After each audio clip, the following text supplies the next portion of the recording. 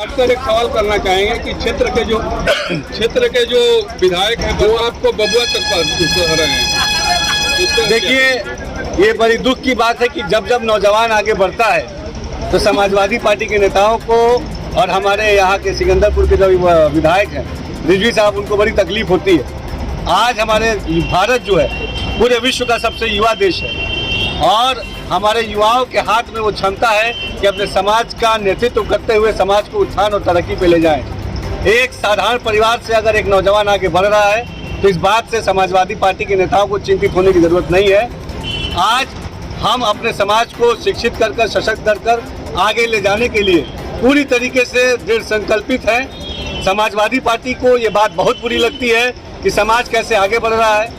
Samajwadi party को ये बात बहुत अखरती है कि कैसे नौजवान आगे बढ़ रहे हैं। समाजवादी पार्टी को इस बात से तकलीफ पहुंचती है कि कैसे उत्तर प्रदेश का और सिकंदरपुर का अल्पसंख्यक समाज विकास की तरफ आगे बढ़ रहा है। लेकिन तमाम ऐसे समाजवादी पार्टी के नेता लोगों को और खासतौर पर रिजवी साहब को मैं बताना चाहूँगा कि उनको चिंता करने की ज़रूरत नहीं है।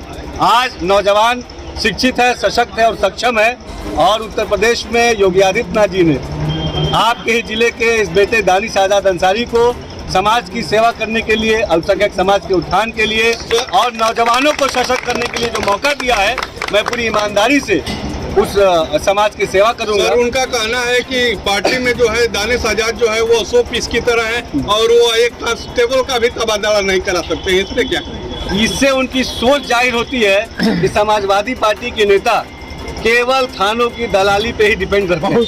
अगर उनको समाज की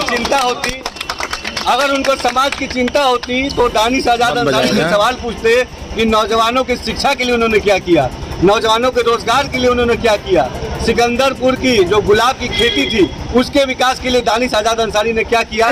लेकिन वो सवाल नहीं पूछेंगे ये, क्योंकि वो जानते हैं कि दानिश आजाद अंसारी पूरी ईमानदारी से अपने सिकंदरपुर को, अपने बलिया को सशक्त करने के लिए आगे बढ़ रहा है। आने वाले दिनों में अभी देखिए, इस नौजवान के हाथों में रोजगार आया है, इस बात से भी उनको पीड़ा होगी। समाजवादी पार्टी नहीं चाहती कि समाज आगे बढ़े, लेकिन आज समाजवादी पार्टी के असलियत को जान चुका है। समाजवादी पार्टी के नेताओं का और खास तौर पे रिजवी साहब का चेहरा बेनकाब हो चुका है। सब जानते हैं कि ये समाज विरोधी है, अल्पसंख्यक विरोधी है और युवा विरोधी है। और हमने सिकंदरपुर के विकास के लिए जिलाधिकारी को निर्देशित किया था। मैं आपके माध्यम से बता दूं कि यहाँ पहले जो गुलाब के फूल की खेती होती थी और गुलाब जल बनता था, केवड़ा बनता था, जिससे सिकंदरपुर का उद्योग जुड़ा हुआ था, मैंने जिलाधिकारी को निर्देशित किया था। बीते महीने जिलाधिकारी यहाँ पे आई हैं और कई सारे ऐसे उद्योग के लोग जो इससे जुड़े थे वो उन्होंने उनसे भेंट की है और हम इस गुलाब के व्यापार को भी, उद्योग को भी आगे बढ़ाएंगे। आने वाले दिनों में सिकंदरपुर में, आखिरी सवाल आप सुन लीजिए, आने वाले दिनों में सिकंदरपुर के नौजवानों को और मजबूत करने के लिए हम यहाँ पे विशेष रोजगार मेले का आयोजन भी करेंगे, जहाँ देश और विदेश की बड़ी बड़ी कंपनियां इस सिकंदरपुर में आके यहाँ के नौजवानों को रोजगार देने का काम करेंगी। पहली बार ऐसा होगा जब कोई सरकार पूरी संजीदगी से विधानसभा स्तर पे विधानसभा को तरक्की की तरफ आगे ले जाने के लिए काम कर रही है।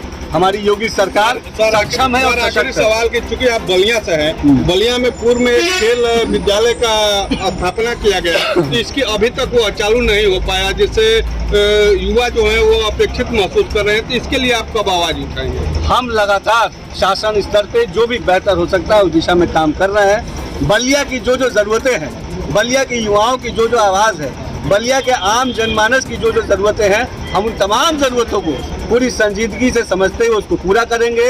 हम एक बलिया को विकास की तरफ आगे ले जाने के लिए पूरी गंभीरता और ईमानदारी से